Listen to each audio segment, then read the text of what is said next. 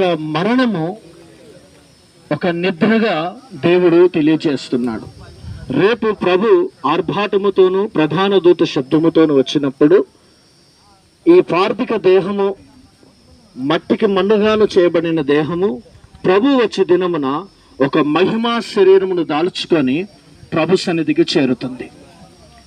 ఈ మర్త్యమైన శరీరము అమర్త్యమును దాల్చుకొని దేవుని సన్నిధికి చేరుతుంది. ఈ బలహీనమైన శరీరమును బలమును దాల్చుకొని దేవుని సన్నిధికి చేరుతుంది. ఎందుకంటే యేసుక్రీస్తు కూడా ఆయన మరణమును జయించి తిరిగి లేచినట్లుగా యేసుక్రీస్తు రక్తములో ఎవరైతే తమ పాపములను కడుక్కొని తమ దోషములను శుద్ధీకరించుకొని యేసుక్రీస్తుని నేతునందు ఒప్పుకొని హృదయమందు విశ్వసించి యేసుని సంపూర్ణంగా వారికి రక్షకుడుగా నిజదేవుడుగా ఆయన నమ్మిన ప్రతి ఒక్కరు కూడా ఆయన ఏ విధంగా మరణించి తిరిగి లేచారో యేసు క్రీస్తులో రక్షణ పొందిన ప్రతి ఒక్కరు కూడా రేపు ప్రభు మధ్యాకాశంలో ప్రత్యక్షమైనప్పుడు ఇదిగో ఆయన నమ్మిన ప్రతి వారు కూడా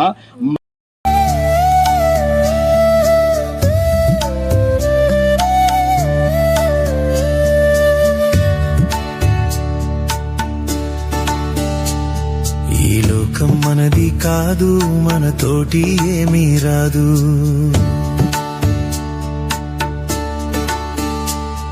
ఈ లోకం మనది కాదు, మనతోటి ఏమీ రాదు.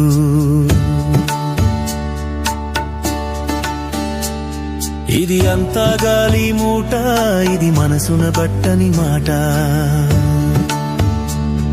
ఇది అంతా గాలి మూట, ఇది మనసున బట్టని మాట. ఈ లోకం మనది కాదు, మనతోటి ఏమీ రాదు.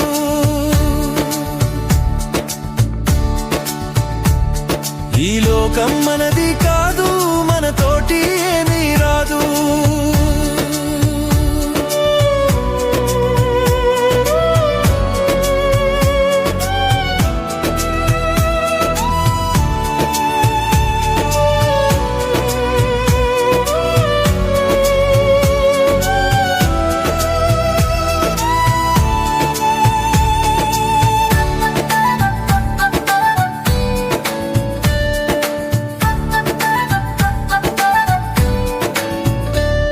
మనమెంత కాలమున్నా ఒకనాడు వెళ్ళాలన్నా,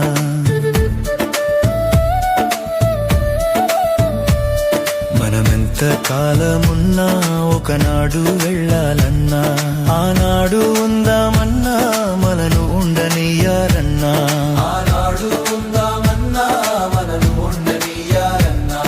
ఈ లోకం మనది కాదు, మనతోటి ఏమీ రాదు.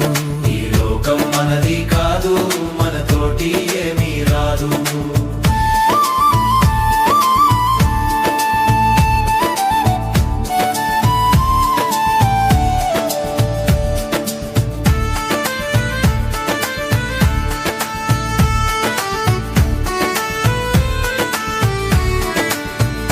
నీకు భార్య బిడ్డలున్నా, నీకు కొడుకులు కోడళ్ళున్నా, నీకు భార్య బిడ్డలున్నా, నీకు కొడుకులు కోడళ్ళున్నా, నిన్నాపాలేరోరన్నా, నిన్నాదుకోలేరన్నా, నిన్నాపాలేరోరన్నా, నిన్నాదుకోలేరన్నా.